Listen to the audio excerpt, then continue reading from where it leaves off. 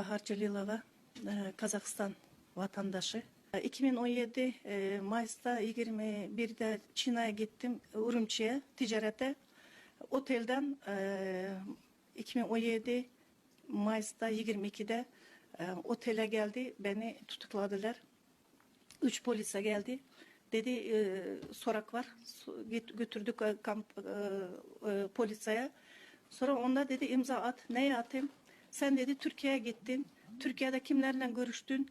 Ben dedim ben Kazakistan vatandaşı. Ben erkeklik nereye gitsem gidebilirim. Orada kampa kapattı. O Urumçi'de 3. kampa Senkendiyen. Götürende onda beni kendi urbalarımı giydirdi. Kanımı aldı. Her bir şeyimi burnumun şeklini aldı. Gözümün şeklini her yere foto ettiler. Sonra 704 kampa götürdü. Ertesi bana da 5 kiloluk kişeni, 5 kiloluk zinciri 1 sene 3 ay 10 gün ben de o zincirle gezdim. Beni Çince ikamet verdi. Kompütere girdirdi. Dedi sen Çin vatandaşı. Ben ile değilim. Dedim ben pasportum var. Ben Kazakistan vatandaşı. Beni dedi sen terörist. Beni ölüm cezası verip ilk kampa kapattı.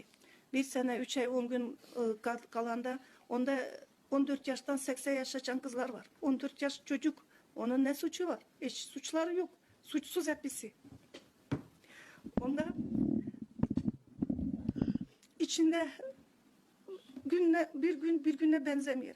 Her türe taktikalar var onda. Bir günü geliyor bizi karanlık evlere karanlık eve kapatıyor. Karanlık evlere.